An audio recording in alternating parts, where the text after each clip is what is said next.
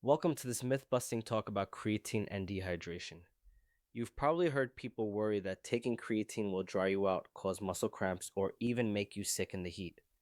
In this video, we're going to unpack where those concerns come from and what the science actually says. Many athletes and gym goers ask if creatine really dehydrates you. They worry about cramps, heat illness, and that extra water weight on the scale. Let's separate fear from fact and explain why creatine doesn't rob your body of water when used properly. The myth stems from a misunderstanding of how creatine moves water. Creatine pulls water into your muscle cells, and that extra water can nudge the scale upward. Some people assume that water must be leaving the rest of the body. Add a few anecdotal stories, and you have a perfect storm of misinformation. In reality, creatine's primary job is to saturate your muscles with phosphocreatine, a high energy phosphate reserve. This allows you to regenerate ATP quickly during all out efforts, so you can lift heavier, sprint longer, and build lean mass. Drawing water into muscle cells is a side effect of this energy storage, not a sign of dehydration.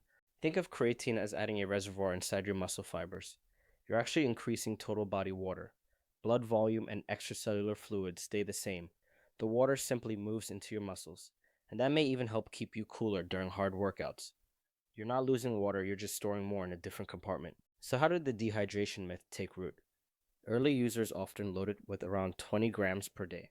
The sudden 1 or 2 kilogram weight gain spooked people, and they assumed that water had been pulled away from other tissues. This speculation turned into cautionary advice long before we had real data.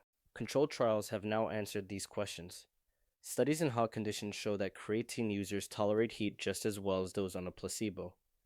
Large field studies in college football players found fewer cramps and fewer cases of heat illness among creatine users. When you hydrate properly, there's no evidence that creatine causes dehydration or cramping. For example, one trial had dehydrated men take about 20 grams of creatine per day for over a week and then exercise in 33-degree heat. Researchers measured body temperature, heart rate, and hydration markers and found no differences between creatine and placebo. The only notable change was a slight weight gain from extra water stored in muscle. Real-world data tell a similar story. In a season-long observational study of college football players, those who supplemented with creatine experienced fewer cramps, less muscle tightness, and fewer heat-related illnesses than non-users. Muscle cramps are complex. They're more likely caused by fatigue, electrolyte imbalances, and dehydration than by creatine itself. It's important to distinguish water retention from dehydration. Creatine increases total body water primarily by drawing fluid into muscle cells, but it doesn't sap water from your blood or organs. In fact, cell swelling may signal anabolic pathways and support muscle growth. Proper hydration habits are still essential, but the water you hold isn't dangerous. So, what does lead to cramps and heat stress? Dehydration and electrolyte loss reduce blood volume and nerve conduction. Exhaustion and high training loads strain your muscles and make them more susceptible to cramps. Hot environments raise your core temperature and metabolic stress. These factors, not creatine, are the real culprits. The best way to stay safe is to drink consistently throughout the day. Match your fluid intake to your sweat losses and add electrolytes when you're training hard or sweating heavily. Avoid drinking huge amounts at once. Too much can be as problematic as too little. When you pair sound hydration with creatine, you support performance instead of compromising it. You also don't need megadoses. A daily maintenance dose of about 3 to 5 grams keeps your muscles saturated. A brief loading phase of around 20 grams per day can speed things up, but it's optional. Split larger servings across the day if your stomach is sensitive, and keep drinking water to stay comfortable. To recap, the popular myths just don't stand up to scrutiny. Creatine increases total body water rather than drying you out. There's no consistent evidence that it causes cramps or heat illness when you stay hydrated. And any weight gain is mainly water stored inside your muscles, not fat. In practical terms, aim for around 3 to 4 liters of fluid per day during intense training, adjusting up or down based on how much you sweat. If high doses upset your stomach, split your creatine into 2 or 3 smaller servings.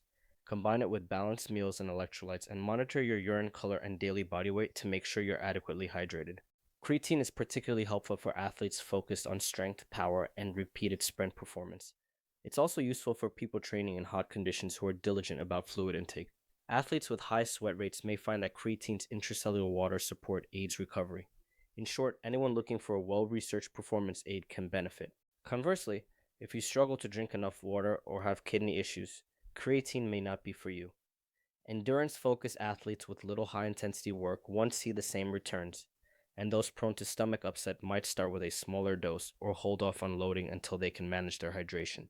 In the end, creatine does draw water into your muscles, but it doesn't dehydrate you.